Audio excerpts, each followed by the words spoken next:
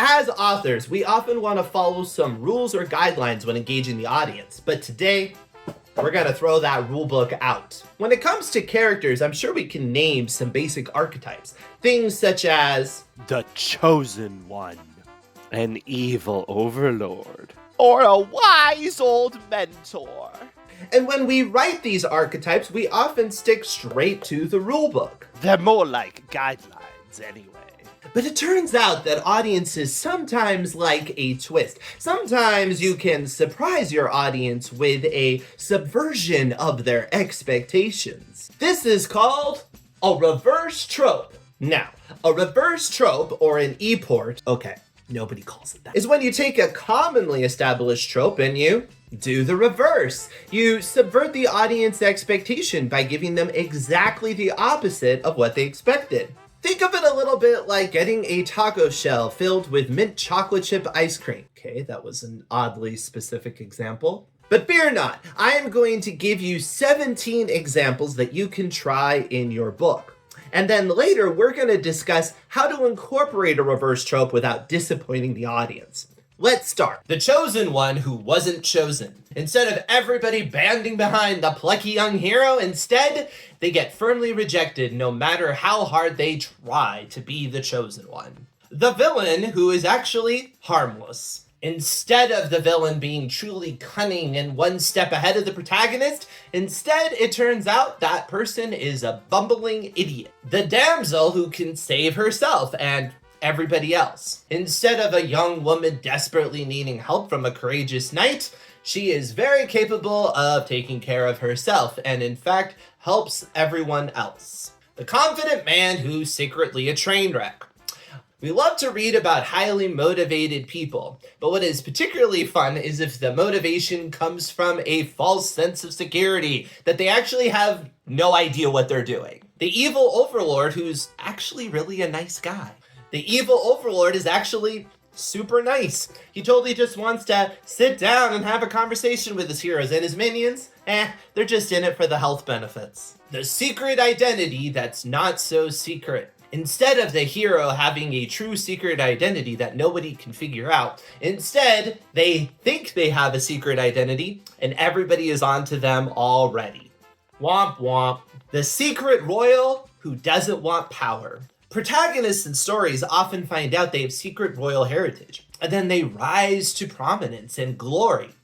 But what if they didn't even care about that sort of job? What if they just want a normal, boring, tranquil life? The dystopian society that actually isn't all that bad. Very often in books, dystopian societies are over the top and so oppressive, it's hard to imagine them even existing. But what about a dystopian society that's pretty much perfect? Until you scratch under the surface a little bit. Not love, but hate at first sight. It's of course a tried and true element of the romance genre that people have a connection early on in the story, so we root for them. But what can be even more fun is they hate each other. Of course, this reverse trope is so popular, it's become a trope in of itself. Enemies to lovers. The hero who only cares about their pet. Many stories have brave and noble heroes who want to save as many people as possible, even selflessly. But what about a hero who really ultimately just cares about their pet? As long as their pet is okay, all is right with the world.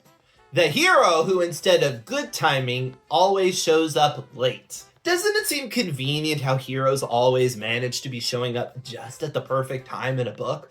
What if the hero just has a bad habit of showing up right after anything important takes place? How would that play out? The wise old mentor that's actually a toddler. Instead of the stately old man in the woods with the long beard, what if the wisest person is more like a toddler, whiny and cranky and chowing down animal crackers in between all of their sage wisdom? An epic quest for trivial reasons. Why do characters go on such amazing journeys in the story? Often it's because there's some major thing at stake, some global stakes, major ramifications if the journey isn't accomplished. But what if the whole journey actually stems on very trivial reasons, and the stakes are very low and not at all proportional to the effort that the hero is engaging in? a forbidden love that's actually alright. Instead of societal prejudice or some arbitrary standard keeping people apart, they've invented it. There actually isn't such a standard. They just assume there is one, and so they sneak around like it's some sort of illicit affair when actually nobody would care about it. The dragon who's allergic to gold. We all know the standard stock dragon is greedy and hoards gold.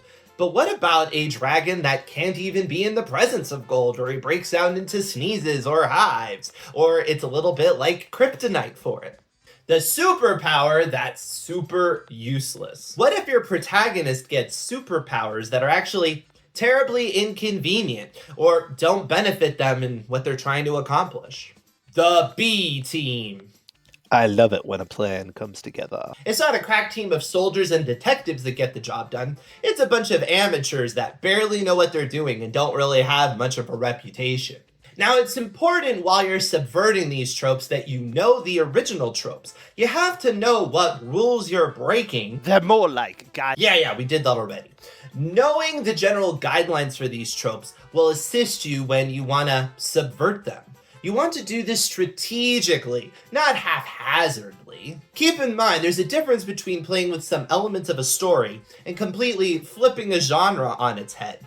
You can't end a romance in tragedy. Audiences want that happily ever after. Remember, reversing tropes isn't just a matter of taking everything and spinning it on its head without any thought. You do want to take into consideration some of these genre expectations. If you know the genre well and what makes it tick, then you can tinker around with some of these ingredients and give the audience a new flavor they've never experienced before.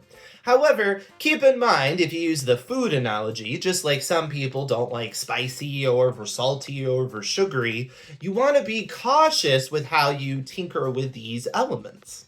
When you deconstruct a trope, it isn't just tearing it down, it's building it up in a new way. And one of the ways that you can truly earn this reversal of a trope is by making sure it's grounded in strong character motivations. It also can be important to lay some groundwork or foreshadowing that the reversal is going to happen.